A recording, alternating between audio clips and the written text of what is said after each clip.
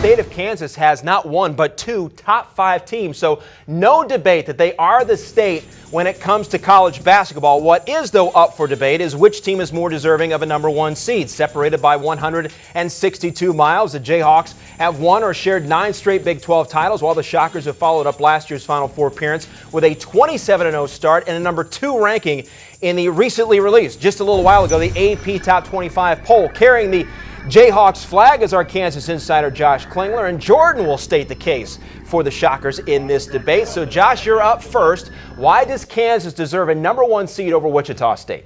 Well, number 1 in the RPI, number 1 in strength of schedule from the number 1 conference in the RPI as well. And they're winning the Big 12, going away, it appears, again with a 3-game lead heading into tonight's game with Oklahoma. So, yeah, there are some losses on that resume, but some pretty good wins as well. And this is one of the toughest teams in the country.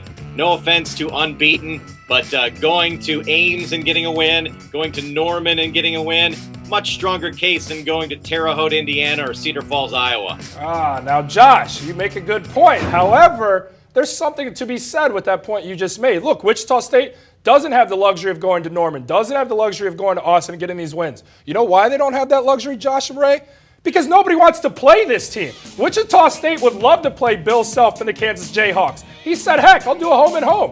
I'll meet you guys in Kansas City. I'll play in St. Louis. I'll play in New Mexico, wherever you want to play me. But guess what, Josh? Coach Self doesn't want to play these guys. So what do they have to do? They have to go out there and play whoever they can get. BYU is the best they can get. St. Louis is the best they can get. Well, guess what? St. Louis is a top 10 team. They went to their place and beat them. They're perfect. They haven't lost a game since losing to the national champion from last season in the Final Four. What else do you want from a team if nobody's going to play them, Josh? Well, that is true. They have to overcome that hurdle, and don't look for Kansas to play Wichita State anytime soon. Well, there's your problem, man. They're afraid of them.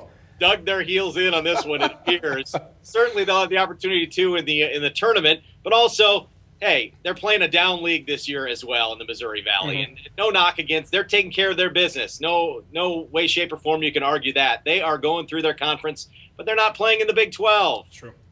That's true. I guess, people talk about the conferences and all that stuff. I think when you look at talent, the Big 3 is on this team from Wichita State more so than when you look at Kansas. Think about Ron Baker. Think about Clee Anthony Early. Then think about Fred Van Vliet, who I believe may be the most talented player in terms of all-around game right now that's going to be on that floor. And yes, I am aware that Andrew Wiggins is playing in that game as well as Joel Embiid. I just think Van Vliet is that good. He's a consummate leader. He doesn't make mistakes. He controls the tempo, makes the team better. I think that'd be a hard matchup for Kansas. I think he'd be a hard matchup for anybody. I think that's why he makes the Shockers team so special.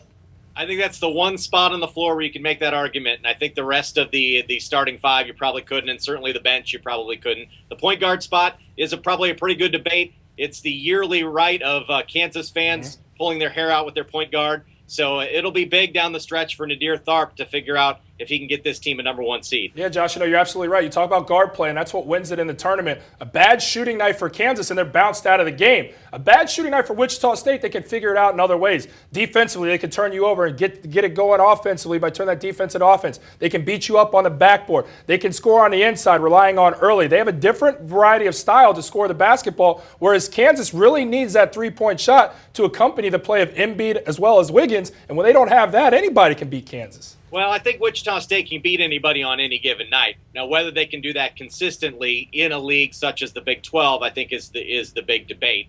And Kansas has proven that year in and year out, that you just turn over this roster, and Bill Self's doing, again, another job that's just unheard of around college basketball in approaching his 10th straight conference title.